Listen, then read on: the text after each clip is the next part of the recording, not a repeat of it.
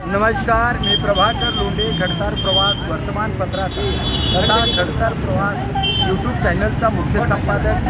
आज आपण धाराशिव शहरामध्ये जिल्हाधिकारी कार्यालयाच्या समोर आलेलो आहोत। या ठिकाणी उपोषण स्थळ आहे। इथं बरेचसे प्रश्न शेतकऱ्यावर अन्याय झालेले, अन्यायग्रस्त शेतकरी या ठिकाणी आलेले असतात।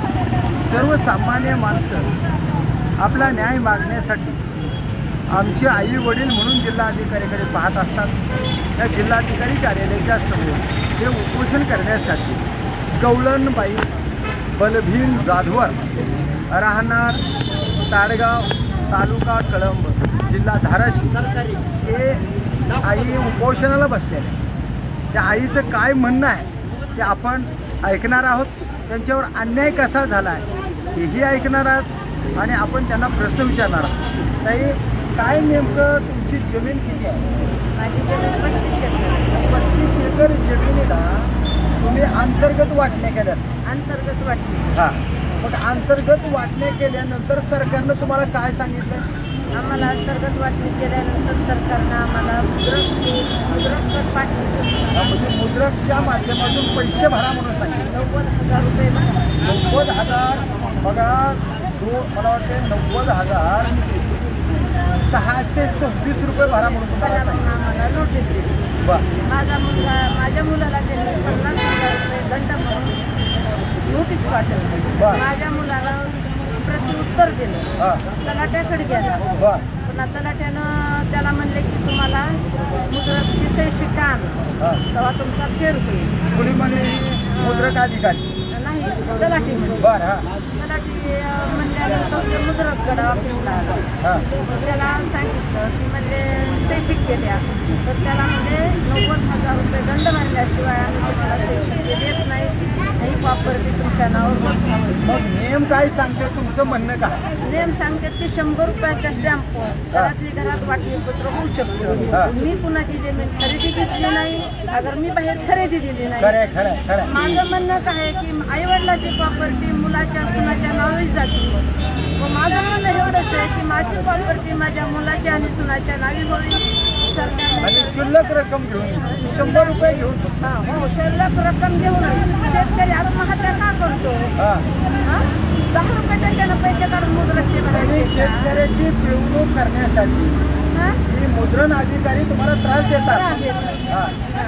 मुद्रण अधिकारी त्रास देतात आम्हाला। शेतकऱ्याची पिळवणूक आहे, ही अत्याचार शेतकऱ्याचा थांबावा आणि माझी जमीन माझ्या मुलाच्या आणि सुनाच्या नावे फेर ओढून तलाट्याला त्यानं सांगावा, ते शिक्के द्यावे, तलाट्याला सांगून माझा फेर तुमची 90,626 रुपये ही जी रक्कम आहे ती सरकारनं माफ करावी आणि नियमाप्रमाणे 100 रुपयाचा शुल्क भरून ही नियमाप्रमाणे जमीन आम्हाला वाटली पत्र ग्राह्य धरून आम्हाला सही शिक्का द्यावा, अशा पद्धतीची तुमची मागणी? आमची मागणी हेच मागणी आहे का? हेच मागणी। आता कधी देऊ उपोषणाला बसला तुम्ही? सकाळी 11 वाजता उपोषणाला। आणि ही मागणी जर मान्य नाही झाली तर तुम्ही आत्मदान करणार? काय तिथं आत्मदान पत्र दिले का त्यांनी? आत्मदान करणार। माझी मान्य नाही, माझी मागणी मान्य नाही केली, मी कलेक्टरची पुढे आत्मदान करणार। तुमचं गाव कोणतं आहे? ताडगाव। ताडगाव। वय किती आहे? माझं वय 58 वर्ष। घरात कुटुंबात माणसं किती आहे? 7 माणसाला सविस्तर तुमची जमीन वडील उपरची जी जमीन आहे ती नियमाप्रमाणे तुम्ही वाटण्या करून दिल्यात आणि त्या वाटण्या केल्याचं शुल्क या मुद्रक अधिकाऱ्याने तुमच्यावर लावलं। खऱ्या नियमानं तुम्हाला 100 रुपयामध्ये हे वाटणीपत्र अंतर्गत करता येत आहे, पण तसं ती केलं नाही आणि हे तुमच्यावर अन्याय झालाय, असंच ना म्हणणं? असंच म्हणणं आहे माझं।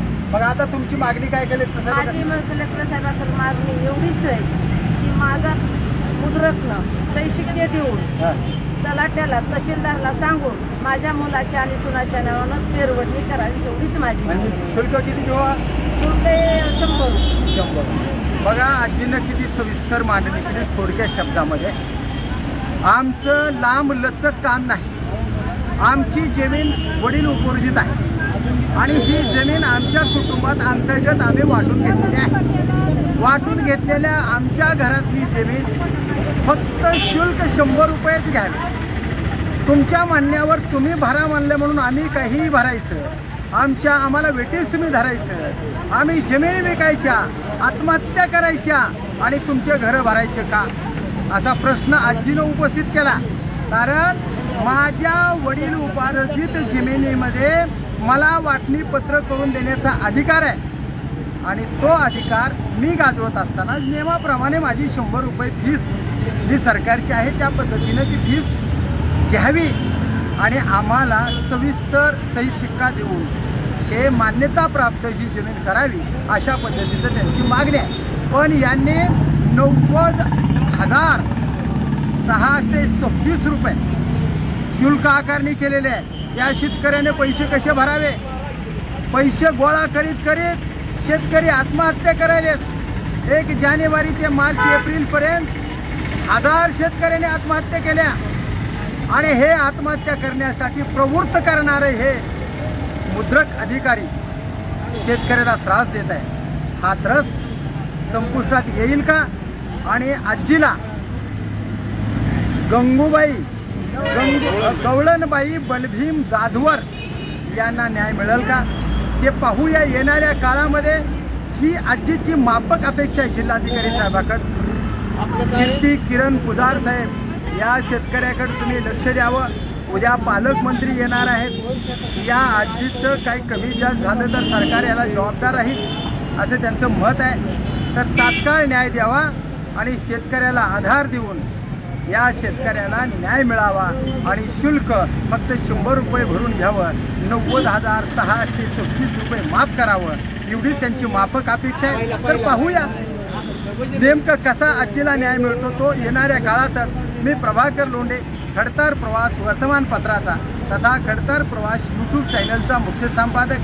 या चॅनलला सबस्क्राईब करा, शेअर करा, लाईक करा, बेल आयकॉनचे बटन दाबा आणि असेच वेगवेगळे शेतकऱ्याच्या हिताचे, समाजाच्या हिताचे, अन्यायाचा प्रतिकार करणारे व्हिडिओ पाहण्यासाठी खडतर प्रवास यूट्यूब चॅनल सबस्क्राईब करा.